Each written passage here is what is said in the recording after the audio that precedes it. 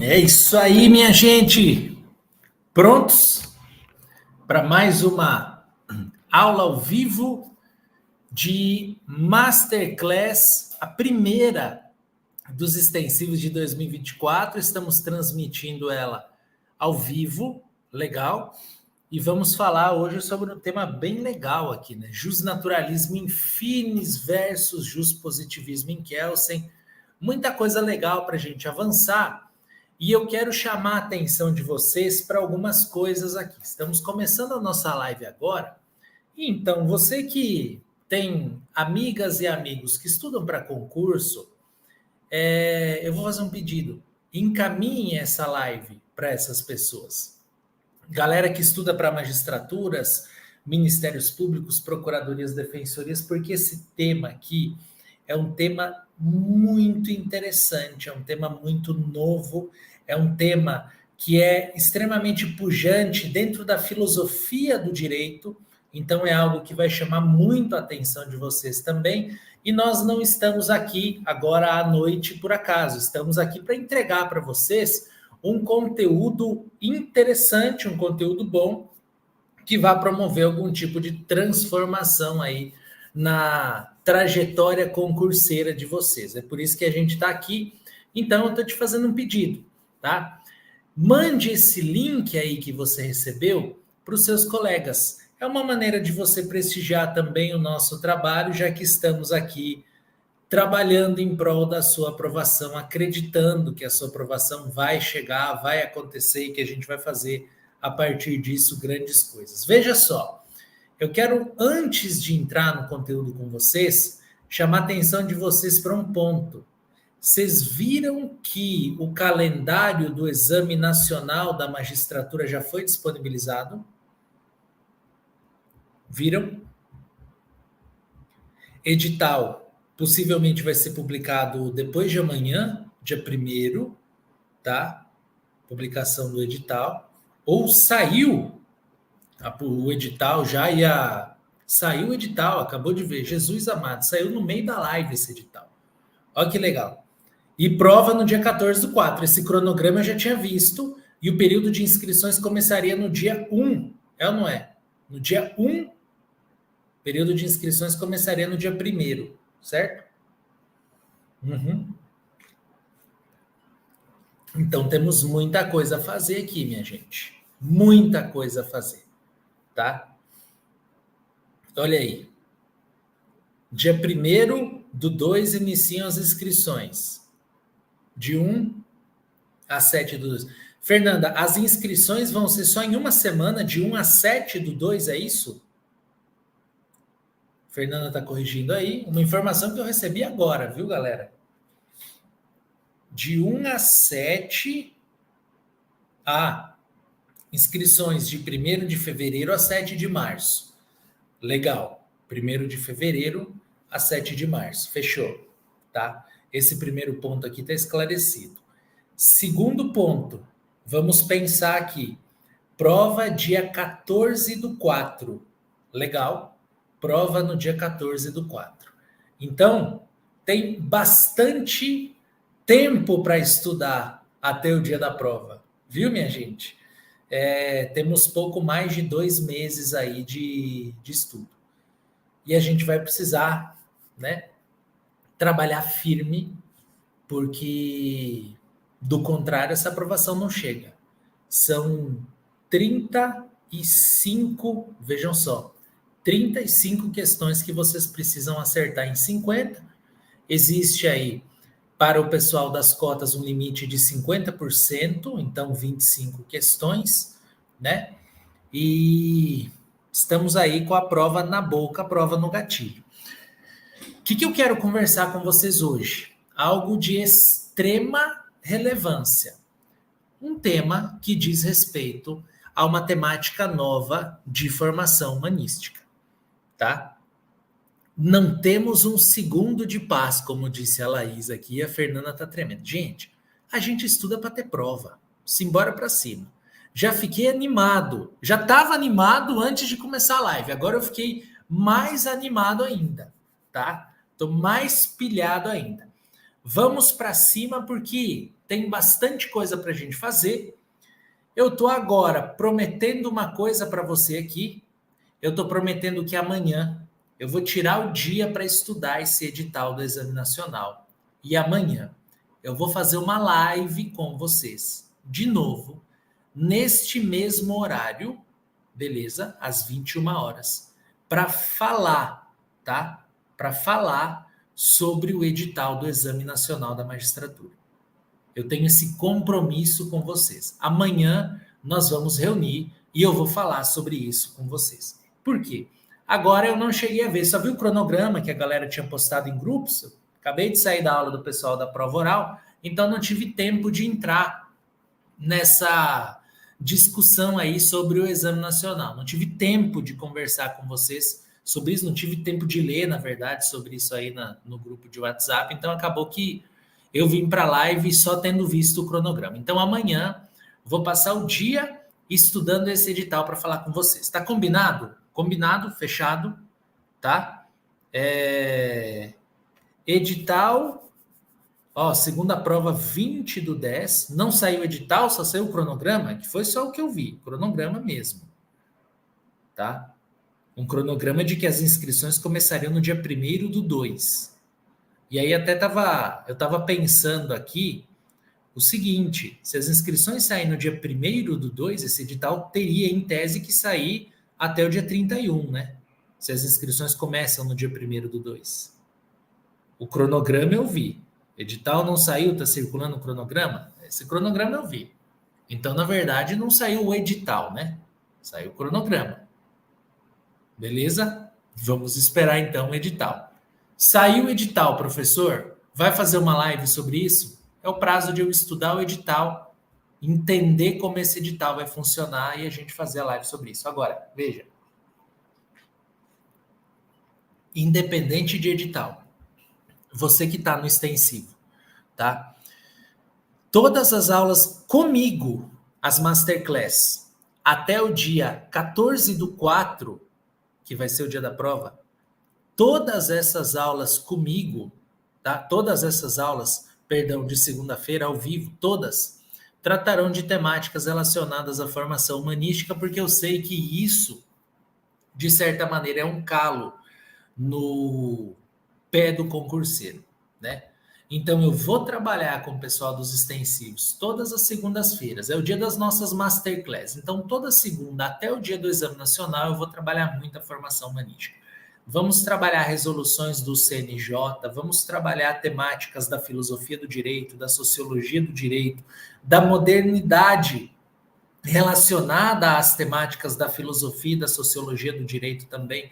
Vamos trabalhar temáticas relacionadas à visão de juiz, temáticas relacionadas ao direito antidiscriminação e temas correlatos lá da resolução 423, como pragmatismo jurídico, análise econômica do direito, um volume gigantesco, enorme de conteúdo que nós precisamos trabalhar. Você que está nos extensivos de 2024 vai ter acesso a todo esse conteúdo meu até lá. Pelo que eu estou prevendo aqui, nós estamos 29/1, então a gente vai ter aí em fevereiro aproximadamente 4 aulas, aproximadamente 4 aulas aí em março, aproximadamente 2 aulas em abril. Nós vamos ter aí 10 aulas para trabalhar masterclass em temáticas de formação humanística. Vai ter reta final do Exame Nacional da Magistratura? Vai, tá? Quem já está no extensivo não precisa entrar, como eu prometi. Quem já está no extensivo já vai ter a preparação para o Exame Nacional.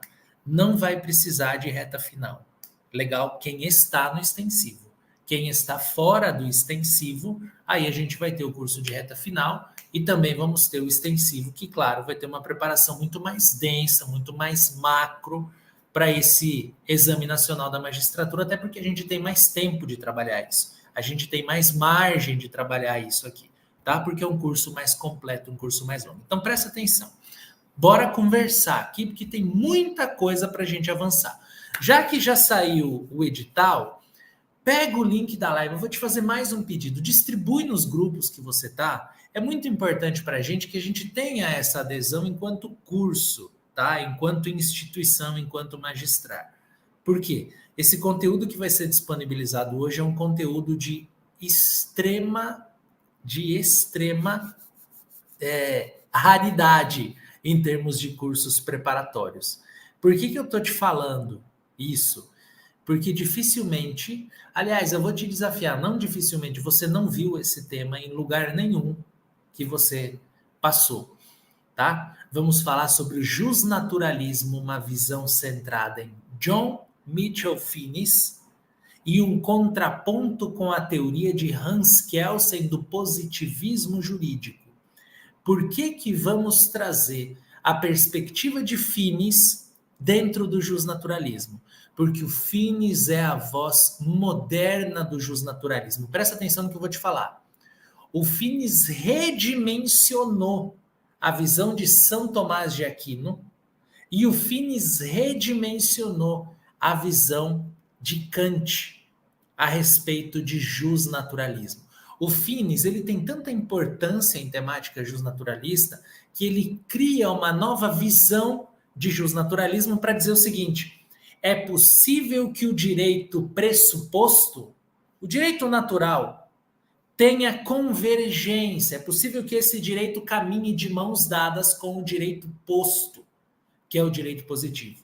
Algo que Kelsen, anos atrás, quando escreveu a teoria pura do direito, conseguiu vislumbrar, mas não conseguiu especificar como Finnis fez. Eu quero te mostrar na aula de hoje que é simples aprender filosofia do direito, que é simples entender sobre justnaturalismo, é simples entender sobre Finnis, é simples compreender a evolução do justnaturalismo até aqui, e é simples você associar aquilo que lá na sua faculdade te disseram que era impossível de associar.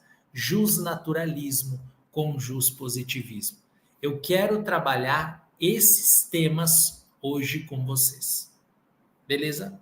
Quero trabalhar esses temas hoje com vocês. E eu quero desafiar você, tá? Se você já viu o que eu vou falar hoje aqui, escreve para mim no final da live. Eu já vi tudo isso, isso aqui não me agrega em nada. Agora, se você encontrar diferença nisso que eu estou trazendo para você, se você encontrar diferencial, você vai pegar essa live, que vai ficar gravada aqui para você, e você vai postar ela marcando o nosso Instagram, o Instagram do Magistrar, que é o @magistrarcursos. Beleza? @magistrarcursos. Olha aí. Beleza? Simbora começar, porque tem muita coisa para a gente ver aqui. Temos hoje a nossa primeira Masterclass dos nossos extensivos 2024. Estou muito feliz por estar aqui com vocês, tendo contato com o pessoal dos extensivos, e vamos falar sobre justnaturalismo em Finnis versus justpositivismo em Kelsen, a nossa fonte teórica, que foi a teoria do direito natural de John Mitchell Finnis. Beleza? E vamos avançar, porque tem muita coisa para a gente ver. Olha só, eu quero começar trabalhando com você a evolução do justnaturalismo. Presta atenção nisso que eu vou te falar. Evolução do justnaturalismo. Por que eu estou falando de evolução do justnaturalismo? Porque nós temos dois períodos aqui. Nós temos o período do justnaturalismo, presta atenção, e nós temos o período atual, que é o período do neo-justnaturalismo. Professor, qual é a diferença do justnaturalismo para o neo-justnaturalismo? Olha só o que eu vou te falar. O justnaturalismo clássico, o justnaturalismo ortodoxo, o justnaturalismo antigo, ele sugeria que os direitos naturais eram direitos assegurados por divindade, eram os direitos assegurados por Deus. Ou seja, quem legitimava, veja só, o justnaturalismo. Quem legitimava o justnaturalismo era Deus. Daí porque o justnaturalismo ele se valia de conceitos estritamente metafísicos. Eu quero te chamar a atenção para um ponto aqui que você vai lembrar lá do início da sua faculdade, que você tinha, por exemplo, as disciplinas de história do direito, de teoria geral do direito, né? E que você perguntava para o professor o que era justnaturalismo e ele dizia para você tudo, mas na verdade não explicava nada, e você sabia sem saber nada, você saía, na verdade, sem saber nada, e chegava em casa e queria explicar o justnaturalismo para as pessoas da sua casa. Sendo que nem você tinha entendido, porque o professor não tinha te explicado da maneira como deveria te explicar. O que é um direito legitimado por Deus e, consequentemente, baseado em alcances metafísicos? Por que metafísico? Vai além do físico, eu não consigo encostar, eu não consigo alcançar, eu não consigo botar a mão nesse direito. É um direito que vige no plano abstrato, eu não consigo enxergar. Eu não tenho uma definição precisa a respeito do que vem a ser justnaturalismo. São os direitos assegurados por Deus. Que direitos? São, por exemplo, os 10 mandamentos?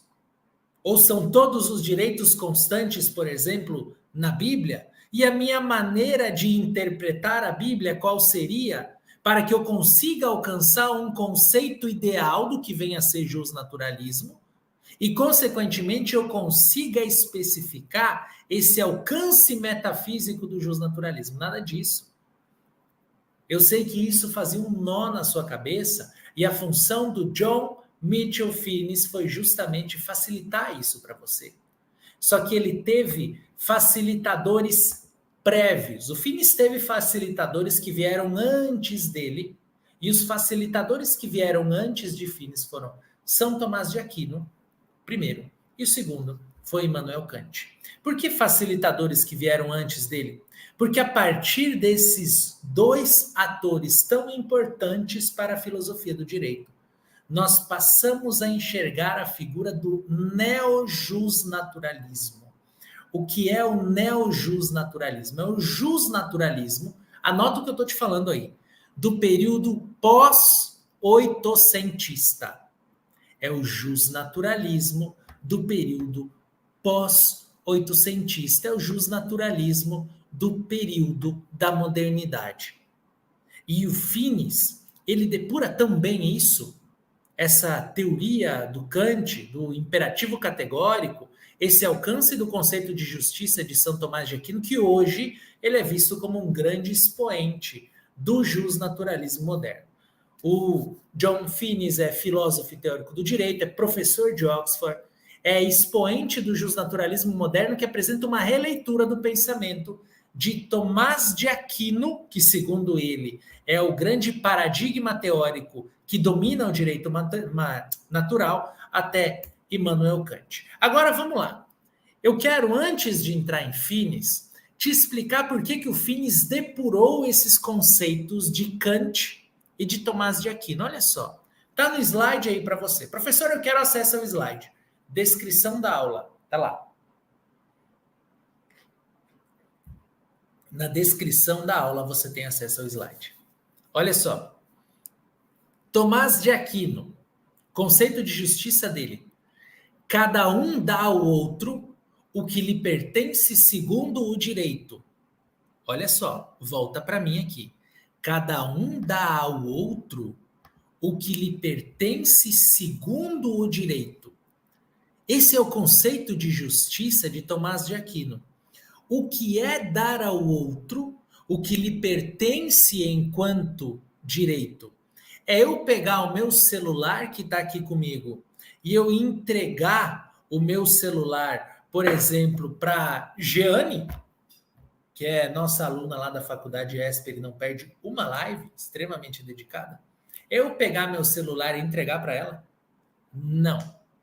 Veja só, esse conceito de justiça trazido por Tomás de Aquino leva em consideração dar ao outro enquanto direito, não dar ao outro enquanto bem material, dar ao outro um tratamento que o outro merece de direito pelo simples fato de ele ser uma pessoa tal como eu sou. Então, se eu tenho direito a receber esse tipo de tratamento, eu tenho também a obrigação de entregar esse tipo de tratamento, porque a partir do momento que eu entrego um tratamento desmedido, um tratamento cruel ao meu interlocutor, eu me afasto dos conceitos de justiça. Foi isso que o Tomás de Aquino disse?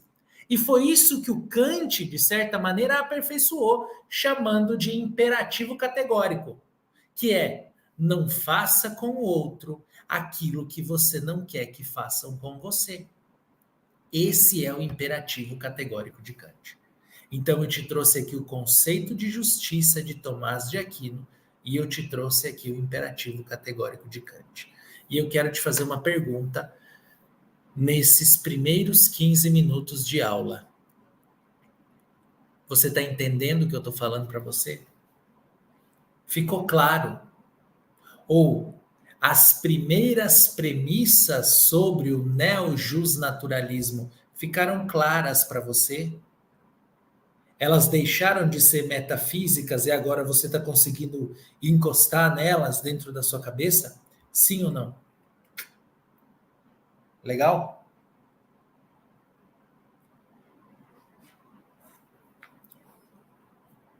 Agora sim, professor.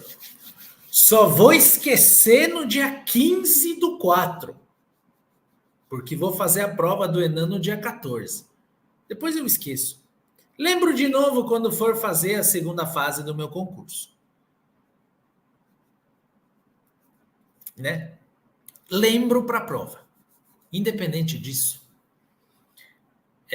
isso aqui que eu estou trazendo para você é fruto de um compromisso que eu tenho comigo mesmo de aprovar o maior número de alunos possível no Exame Nacional da Magistratura. Por isso, a gente vai entregar o melhor conteúdo possível, no melhor curso possível e impossível.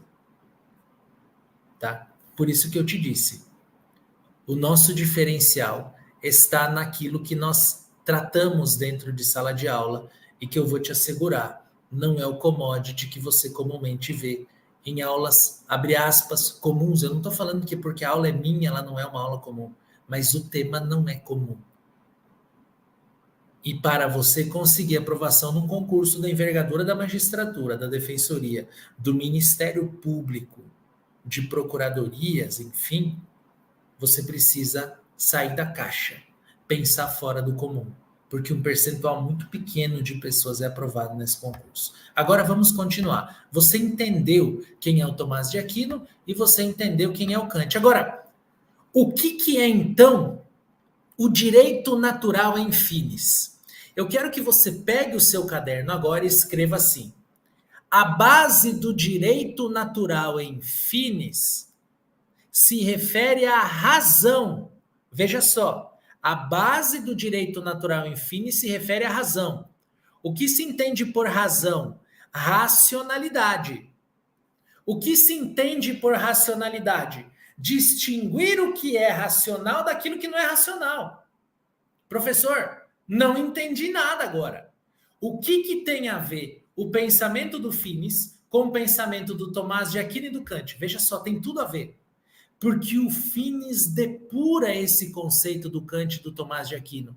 Porque ele diz o seguinte: a partir do momento que eu não trato o outro como ele deveria ser tratado, dentro do imperativo categórico de Kant, a partir do momento que eu não enxergo idealmente esse conceito de justiça do Tomás de Aquino, de entregar ao outro o que lhe pertence de direito, porque pertence a ele e pertence a mim também, e se pertence a mim, eu tenho legitimidade de entregar para ele, de receber dele.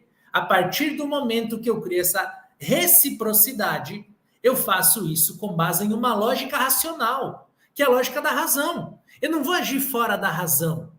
Razão vem de racionalidade. Racionalidade vem de distinguir o que é racional do que não é racional. O que é racional é tratar bem as pessoas, só que a partir do momento que eu trato a pessoa mal, eu sou irracional. Se eu sou irracional, eu não estou conseguindo cumprir com o preceito de justiça que o Tomás de Aquino me ensinou, eu não estou conseguindo cumprir com o imperativo categórico de Kant, por exemplo.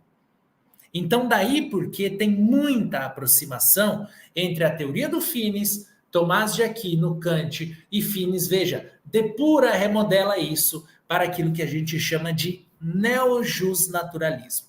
Agora, eu quero te explicar mais uma coisa aqui. Se você é um aluno que tem curiosidade em conhecer boas obras, você já ouviu falar em uma obra muito interessante, tá? Que é do ex-ministro Eros Grau, e a obra é Direito Posto e Direito Pressuposto. O que é o direito posto? É o direito positivo. O direito posto é o direito escrito. O direito pressuposto é aquilo que se pressupõe ser direito, independente de estar escrito num papel ou não. Olha, pode não estar escrito, mas pode ser direito meu também. Você concorda comigo ou não? Então, o direito se revela, segundo Finis, além da lei posta, porque existe um direito pressuposto, ou seja, um direito anterior ao direito posto, um direito anterior ao direito escrito, um direito anterior ao direito positivo, que é o direito que eu tenho pelo simples fato de ser uma pessoa. Isso é direito pressuposto. Isso é direito natural. Por que natural? Porque é um direito que naturalmente está íncito à minha qualidade de pessoa humana. Então, olha só, ele sustenta nesse raciocínio que em suas relações intersubjetivas, os indivíduos são orientados por diversos valores, sendo esses passíveis de explicação e justificação, segundo sua dogmática justnaturalista, e que não podem ser refutados pela lei dos homens. Professor, eu estava entendendo tudo até aqui e agora eu já não estou entendendo mais nada. Me ajuda. Deixa eu te explicar aqui. Você vai ler esse parágrafo, e se você ler esse parágrafo com o seu olhar lá na faculdade, lá atrás, você não vai entender nada. Porque esse parágrafo parece ser metafísico para você. Os indivíduos são orientados por diversos valores. Tudo bem. O que é um valor? O valor é uma grandeza abstrata que determinada sociedade tem como certo? Sim. Mas veja que esse conceito de valor que eu trouxe para você, ele não sai do que é metafísico. Ele continua sendo um valor metafísico. E em sendo um valor metafísico, eu não consigo mensurar. Ou seja, fato é que existe um direito proposto, que é o direito positivo, e fato é que existe um direito pressuposto. E os indivíduos são orientados pelos valores que geram ou que já existem, na verdade, com esse direito pressuposto. Qual que é o problema? Quais são esses valores? Essa é a grande sacada da mentalidade de John Finis, porque ele especifica quais são esses valores aqui. Ele diz que o direito natural, ele tem uma flagrante correspondência com os direitos humanos, porque ele se liga ao bom. E a partir do momento que ele se liga ao bom, tá? Não interpretado aqui o bom como um adjetivo, mas como um critério objetivo de avaliação moral, descrito pelos bens humanos básicos e que se evidenciam na vida, ele cria aqui um alcance físico do que é um direito natural, um direito pressuposto. Qual é, professor, esse alcance? Olha aí o que é o direito natural para Finis. O direito natural para Finis pressupõe a observância dos bens humanos básicos, que são, para ele, a vida, o conhecimento, o jogo, a experiência estética, a amizade ou sociabilidade, a razoabilidade prática e a religião. Todos ligados ao potencial humano de crescimento, o que nosso autor nomeou, Finis, como florescimento humano. Você vai anotar uma coisa aí para mim. A ideia de florescimento humano está ligada ao que Finis compreende enquanto base do direito natural. Porque quando nós falamos em florescimento humano, nós falamos dos bens humanos básicos que precisam florescer, que são esses que eu coloquei para você. O que é a vida para Finis? Vida não é simplesmente viver. Vida é ter um impulso de autopreservação. Eu preciso buscar o zelo da minha saúde, o zelo do meu corpo. Vida, adjetive aí, digna. Ele não traz dignidade, Mas quando ele fala em impulso de autopreservação, nós temos uma relação intrínseca aqui com o que diz ser a dignidade da pessoa humana. Conhecimento. O que é o conhecimento para Finis? Olha aí.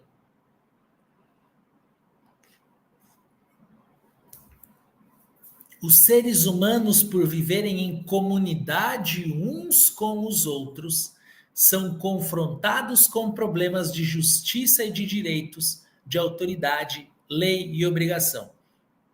Dessa forma, evidencia que leis boas devem retirar sua positividade de princípios imutáveis. Quando ele fala, então, de conhecimento, o que ele está querendo dizer é o seguinte: o conhecimento é uma base que justifica o direito positivo. O conhecimento é uma base que justifica o direito positivo. E de onde vem o conhecimento? O conhecimento vem dos problemas de justiça e de direitos, de autoridade, de lei, de obrigações. O conhecimento vem dos problemas sociais que a sociedade experimenta. Daí porque esses problemas promovem e promoveram dentro da historicidade dos direitos humanos, que tem intrínseca relação aqui com o justnaturalismo.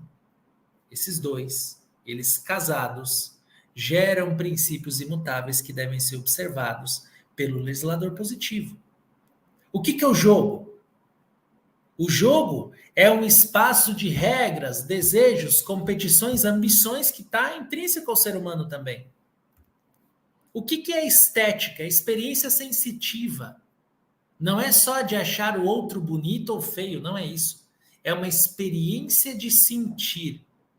Uma experiência que é classificada por ele como um bem básico evidente, no sentido de que o ser humano, veja só o que está escrito, ao realizar juízos morais, efetua avaliações por meio de uma contemplação sensitiva. Por quê? Porque a estética para ele está relacionada a sentir, a sentimento. De modo que quando o ser humano se depara com a necessidade de fazer um juízo moral sobre determinada questão, ele o faz a partir de uma contemplação sensitiva, de uma experiência sensitiva, de uma experiência de sensações que ele acumulou ao longo da vida até aqui. Sociabilidade. Vida em comunidade. Tá? Estado ativo de coisas de compartilhar a vida, ação ou interesses. Religião não se refere propriamente a uma religião em si, mas à existência de uma divindade qualquer para qualquer pessoa. E a razoabilidade prática, que ela está muito relacionada à ideia de razão, e essa que é uma base central do que o Finis fala, ou do que o Finis pensa, porque quando a gente fala em razoabilidade prática, nós precisamos definir precisamente os caminhos a serem seguidos. Veja só, os caminhos a serem seguidos de acordo com um critério racional, de acordo com um critério de razão, de acordo com um critério do que venha a ser razoável do ponto de vista prático, para que eu consiga definir os meus caminhos e os meus próximos passos. E aí uma coisa interessante, esses 7 bens que eu coloquei, os bens básicos de Finis, eles não observam uma hierarquia, ok? Eles são, sim, bens básicos que devem ser lidos dentro de uma perspectiva conjunta, para que a gente consiga, a partir disso, entender qual é a ligação que os direitos naturais têm com o ser humano. É uma ligação de conhecimento, uma ligação de experiência sensitiva, uma ligação de jogo, uma ligação de vida, uma ligação de razoabilidade prática. Quando nós falamos de justnaturalismo, consequentemente, nós falamos de quê? Nós falamos de pegar o ser humano e desmembrar esse ser humano e recortar esse ser humano para falar o seguinte: esse ser humano tem 7 bens básicos, universais. Esses 7 bens são a base do direito natural dele, independente de um legislador positivo. Independente, veja só, independente de um legislador positivo trazer determinada previsão nesse sentido, o ser humano tem esses direitos por si só. Eu quero entender se até aqui você conseguiu entender o que eu falei para você. Conseguiu entender? Sim? Eu fico tão triste quando o chat fica vazio, quando ninguém fala, porque das duas, uma, não tem meio termo. Ou o professor é muito bom, que todo mundo entendeu tudo, ou o professor é muito ruim, que todo mundo não entendeu nada e não sabe nem perguntar de tão ruim que é o professor. E tem medo de perguntar. Não é que o professor é ruim, você tem medo de perguntar para ele. Porque você já está confuso, mas você tem medo de perguntar, porque se você perguntar, você pode ficar mais confuso ainda. Então você prefere não perguntar. Né? Olha que engraçado. Não dá tempo de escrever aqui. Estou escrevendo no material. Entendi tudo. Que legal, o pessoal está gostando da aula. Fico muito feliz. Fico muito feliz. O que é a religião para o Finis? A religião é que o ser humano ele tem a existência intrinsecamente de uma divindade em quem ele acredita. Tá? Beleza?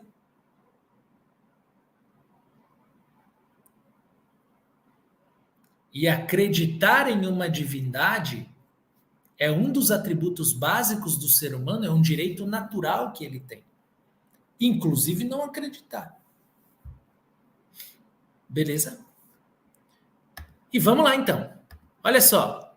Jusnaturalismo e juspositivismo. Vamos continuar aqui a nossa discussão. Agora, você já entendeu as bases dogmáticas do Finis.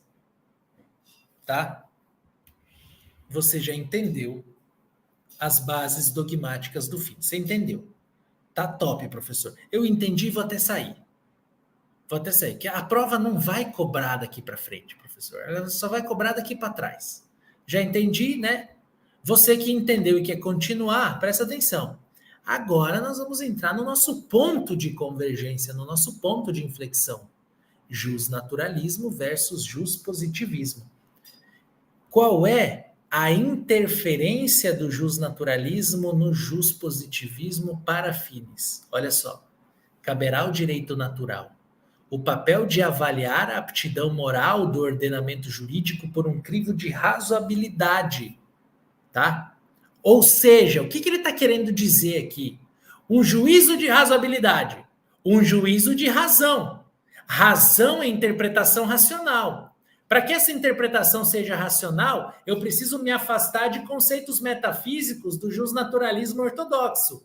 Só que para isso eu preciso ter uma base de compreensão, que são os 7 bens básicos universais. E aí, a partir do momento em que eu olho para os 7 bens básicos, eu digo positivismo, direito posto. Quando você for escrever uma lei, você deve olhar para os 7 bens básicos universais. Veja só, caberá ao direito natural o papel de avaliar a aptidão moral do ordenamento jurídico por um crivo de razoabilidade. O que é essa razoabilidade? Se afasta um pouco da metafísica e enxerga esses 7 bens básicos universais de uma maneira mais concreta, ok?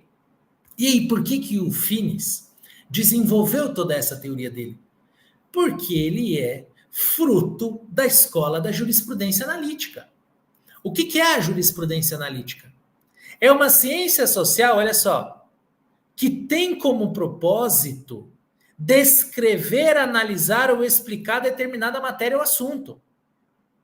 A jurisprudência analítica, ela quer se afastar de vetores metafísicos para conseguir explicar de uma maneira palpável determinado instituto. E por mais que a temática do jusnaturalismo seja uma temática estritamente teórica, o Finis tenta, de toda forma, trazer pragmatismo a essa explicação. De modo que o positivismo somente poderia se legitimar caso se socorresse às premissas desenvolvidas pelo direito natural finiciano. Olha só isso aqui. Juspositivismo só vale se ele enxergar os 7 bens básicos universais, que representam, de certa forma, uma palpabilidade do pragmatismo, ou uma palpabilidade, perdão, do justnaturalismo, que ninguém conseguiu explicar. Tá? Bacana? Valeu?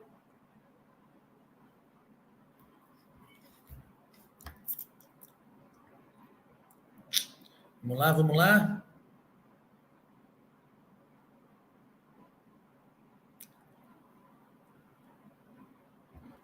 Maravilha, maravilha. Seguindo o nosso conteúdo aqui, olha só, presta atenção. Eu te expliquei o que é a jurisprudência analítica. Agora, veja só. Eu te expliquei o que é a jurisprudência analítica. Agora, eu quero te explicar mais a fundo sobre uma temática que é a temática do positivismo exclusivo. Tá? O que é positivismo exclusivo? Você está vendo que toda a construção que a gente fez até aqui, toda a linha que a gente fez até aqui, foi para, primeiro, explicar o que é neojusnaturalismo.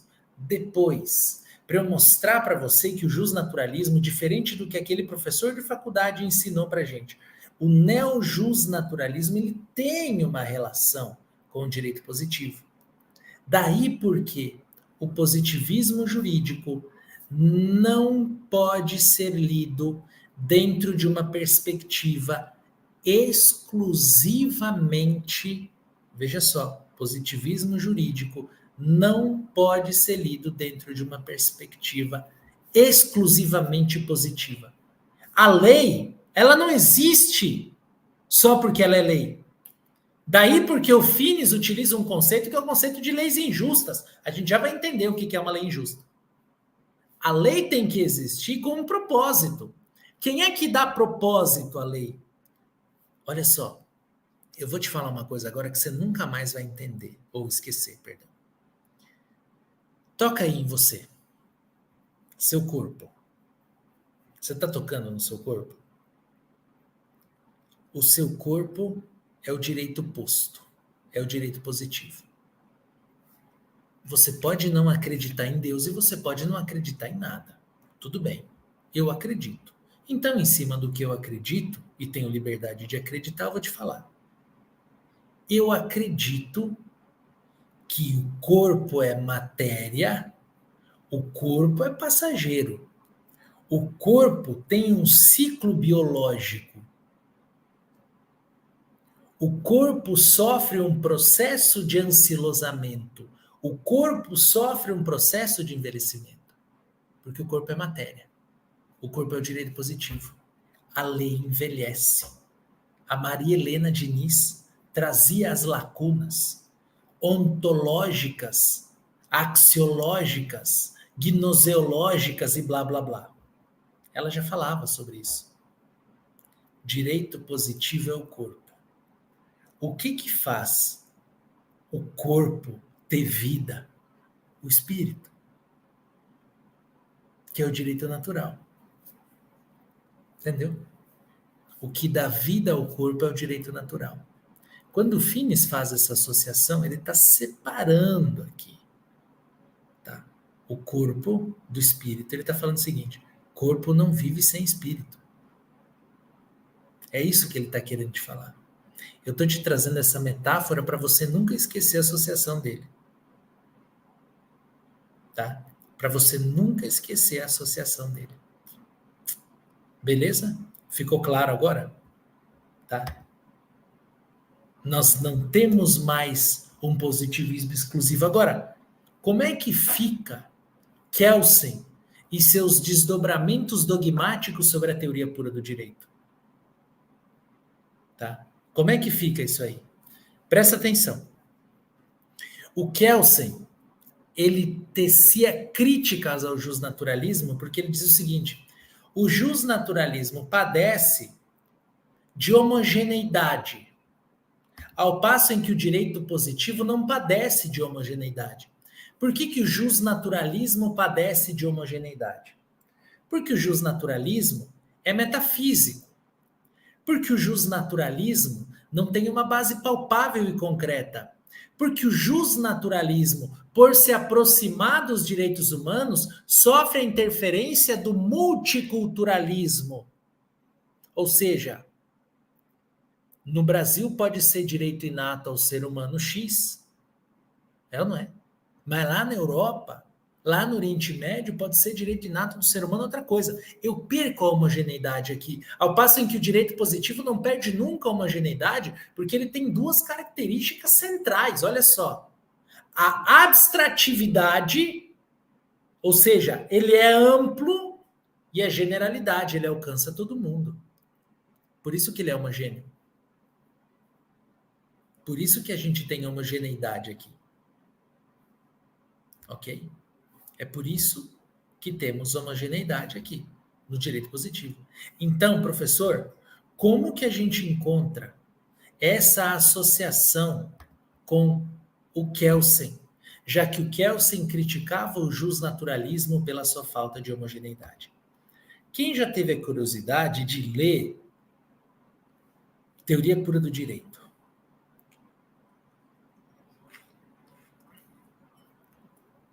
Presta atenção. Teoria Pura do Direito. Tá? Essa ideia de homogeneidade do direito positivo teve interferências nefastas na época da Segunda Guerra Mundial. Porque se positivou um direito, especialmente na Alemanha nazista, que passou a exterminar judeus. Ou seja, estava escrito que eu queria uma sociedade de castas. Cadê o direito natural? Não embasou essa lei. Foi uma lei de corpo sem espírito. E por isso nós temos severas críticas ao positivismo. Eu estou te perguntando por que você já leu Teoria Pura do Direito do Kelsen? Porque quando você começa a ler Teoria Pura do Direito, o Kelsen defende muito o positivismo. Essa teoria do Kelsen, ele nunca pesquisei a respeito disso, ele deve ter levado anos para escrever.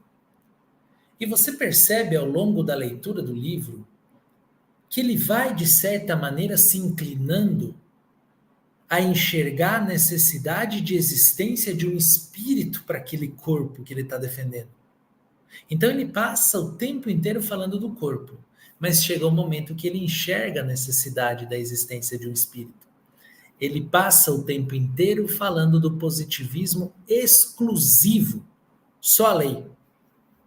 Só que em dado momento ele cede espaço ao positivismo inclusivo.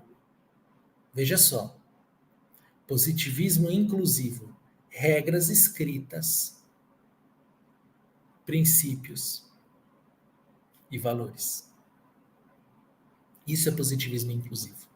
É um positivismo que enxerga a regra e o seu vetor normativo e imperativo, geral e abstrato.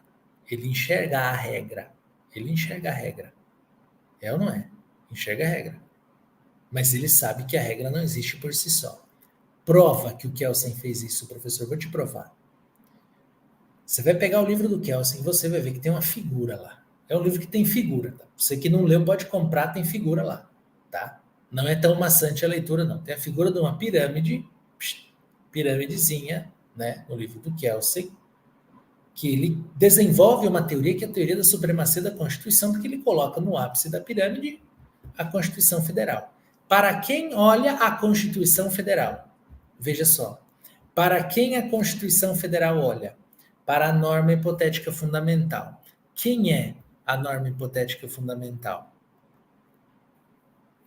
Não sei. Não sei. São vetores abertos. Justnaturalismo.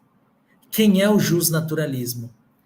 Bens básicos universais trazidos pelo Finis.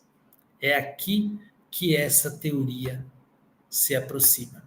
Porque se a gente defende exclusivamente um direito posto, sem olhar para o direito pressuposto, nós temos as leis injustas, tá? Leis injustas são aquelas leis que existem enquanto regra, mas são injustas do ponto de vista do direito natural, do direito inato ao ser humano, que são os bens básicos universais. Leis editadas à época da Segunda Guerra Mundial, leis injustas. Temos leis injustas no Brasil? Eu trouxe aqui um julgado bem bacana para vocês, ó.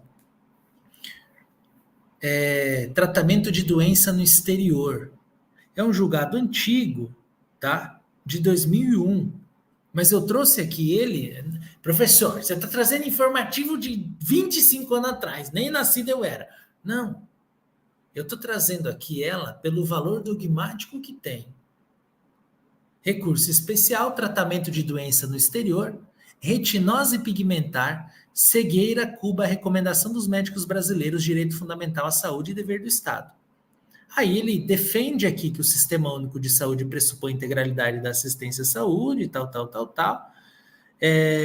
mas fala, né, que não seria possível esse tratamento no exterior. Agora, a ementa esclarece o seguinte: o ser humano é a única razão do Estado.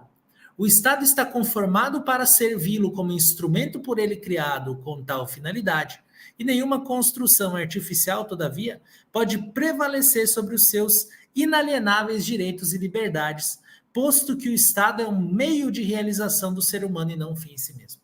Putz, olha esse final. Posto que o Estado é um meio de realização do ser humano e não um fim em si mesmo. Que loucura isso aqui, gente. É muito bom isso aqui. Uma vez eu me deparei, e aqui eu me lembro da frase do Eduardo Culturi, né? O teu dever é lutar pelo direito, mas se veres o direito em confronto com a justiça, luta pela justiça. Essa visão que ele traz, ela tem um desdobramento muito interessante quando a gente pensa em justnaturalismo e justpositivismo. Mas onde que eu quero ir? Para além disso aqui que eu estou falando para você.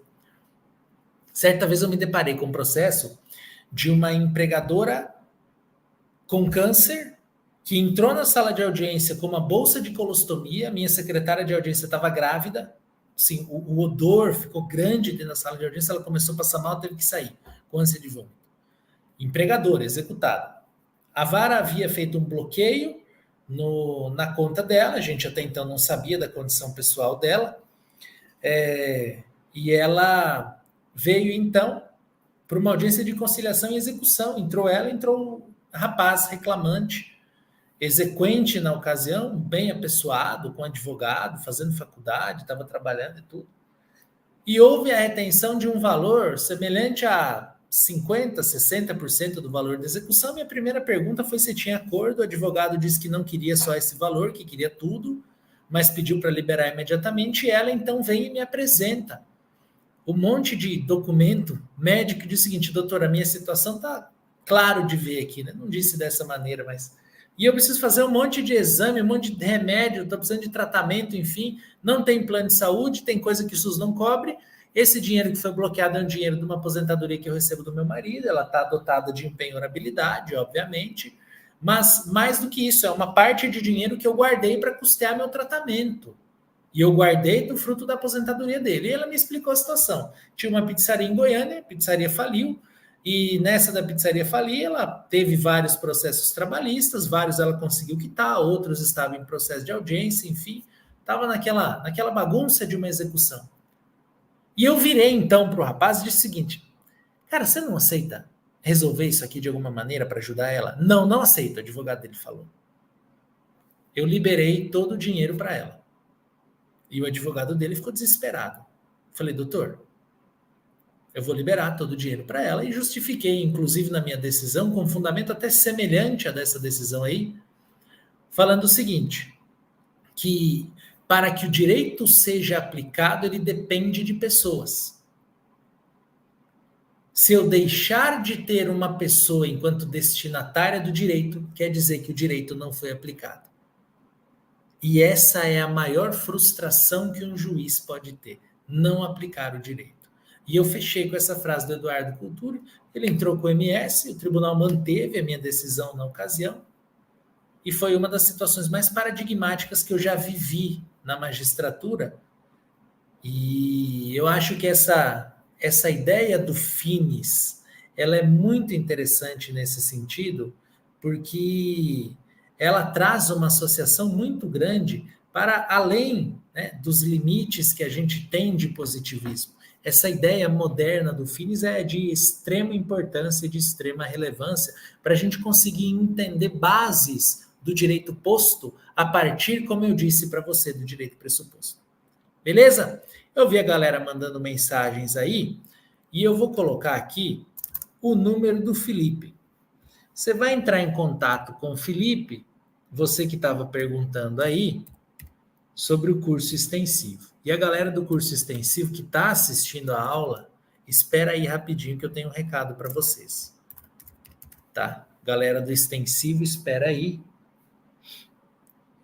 Esse é o número do Felipe. Eu vou colocar aqui na tela. Você vai ver que